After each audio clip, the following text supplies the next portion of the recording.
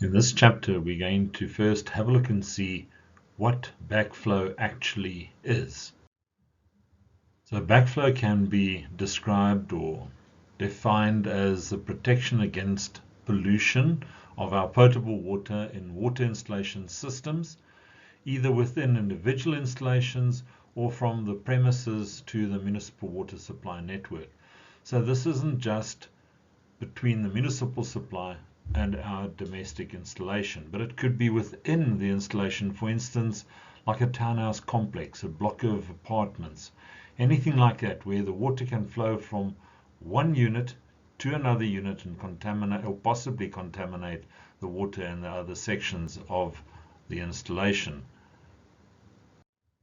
So, what then is pollution? Well, pollution can be defined as any degradation or breaking down of our potable water to a substandard that is less than the SANS 241, which is the standard for potable water. Now, you may say, but my borehole is much cleaner than the municipal water. It may very well be so, but you have not had it tested to SANS 241, and it doesn't have certification to say that it does comply. So until such time that it is proved that it is better condition or quality, you are not allowed to let it flow back into the municipal potable supply. Similarly would be then for maybe a car wash area or clinic, even on our own homes, irrigation systems, our boreholes, rainwater harvesting, anything like that can actually cause contamination or possible contamination of the municipal potable water. So water is generally viewed as polluted as soon as the color, the taste, or the temperature has been changed. So most of us have got a hot water cylinder in our installation, so there we've changed the temperature. Immediately we need to then put in our RPZ valve in our installation by law. Often we put water softeners or little water filtration devices and so forth. So there we've changed the taste or maybe even the color of the water.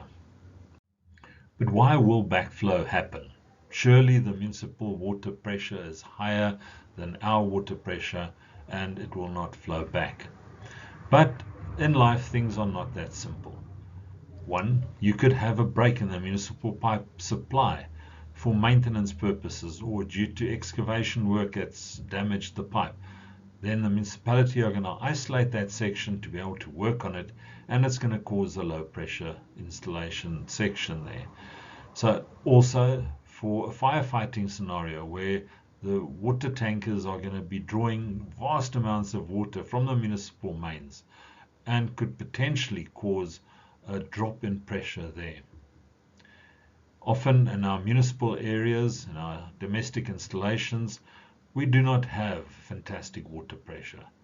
And you may wish to put in a tank, water storage tank, with a pump system to increase the pressure to give us a decent pressure.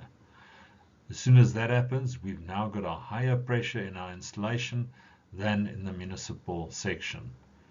And water and air is the same. It's constantly trying to even out the pressure in a system. So wherever there is a lower pressure, the water is going to flow to that area to equalize the pressure. I earlier made mention of SANS 10252, and it's the part 1 section that we're particularly looking at. And if you've got your copy, I encourage you to bring it closer and make sure you have the 2018 version, edition 3.2. And this particularly refers to water supply installations for buildings. In it, it clearly says that any reduced pressure zone backflow preventer can be used that complies with appropriate requirements of SANS 1808 Part 15, and that would be acceptable. Currently, in South Africa, there are no RPZ valves or backflow prevention devices that can be certified as 1808 Part 15 compliant because nobody can test it and certify it. So in the absence of that, we know that all these other installations, your Kiwa, RAS, all are done to the European standard. And as recently as 2019, our South African standard 1808 part 15 has been brought into line with the European standards. So any one of these mark holders would be acceptable in the South African installation environment. If we then move to 7.4, it talks about the preservation of water and water quality. And as in anything, there are certain laws that say should, which is a good practice, recommendation, but in this one it says shall. So there is no excuse. You will do it this way. And it says adequate measures shall be taken to prevent deterioration of the quality of the water in any water installation. Water from an installation shall not be used in any manner that could affect its potability unless adequate measures are taken to prevent deterioration of the quality of the water, such as preventing the entry of any substance into such an installation that could affect the potability of the water. So there it clearly shows us it's not a choice. Maybe you can do it, maybe you don't have to do it. It says you shall make sure that nothing in your installation can potentially contaminate any other part of the installation. It carries on, it says no connection shall be made to a communication pipe upstream of any water meter, that we know, because all our water has got to come through the water meter. Then it says where pumping connection is provided. Part A says a reduced pressure backflow preventer shall be installed between any such pumping connection and the communication pipe serving the installation. Clearly, if you are pumping water, if you are pressurizing it from anywhere else, you have to have a backflow preventer between any such installation and the municipal supply.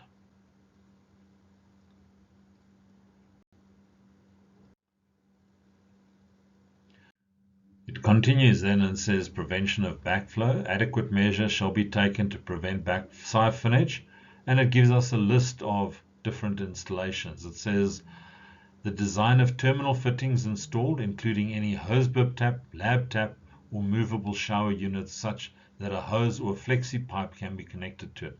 Most of us have actually got a garden tap on our installation. We have a washing machine that's connected to a pipe fitting. We have a shower hose onto our bath mixer.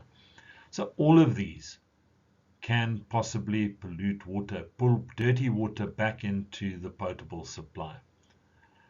And then it says any other fitting that can provide contact between polluted water and water within the installation.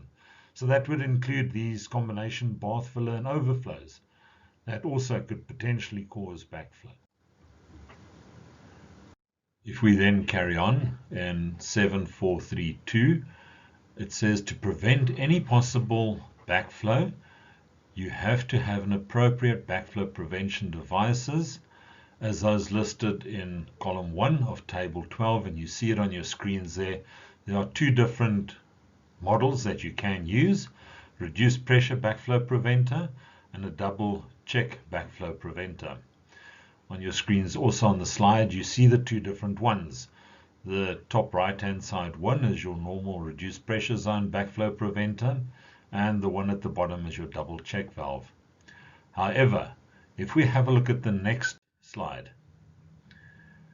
it tells us in 8421 that any backflow prevention device shall be installed in such a position that it can be readily inspected. Your double check valve cannot be inspected. You cannot open it up to check what's happening on inside. It says also in C, it is readily accessible for removal for the purpose of servicing, repair, or replacement without alterations to the water installation or to the structure within the devices situated. So it tells you that you've got to be able to take it out and replace it without changing the pipework. The double check valve doesn't have union connections, so you cannot take it in and out, where your RPZ valve does. Most municipalities require, and we will see that in the next section where we're talking about the bylaws, that these units be serviced on a yearly basis. So facilitation has to be made for servicing on a regular basis. It also says where it cannot be flooded by water or any other liquid. So it cannot be below ground level. It's got to be above ground level. So none of the water that has been discharged can then be sucked back up into it.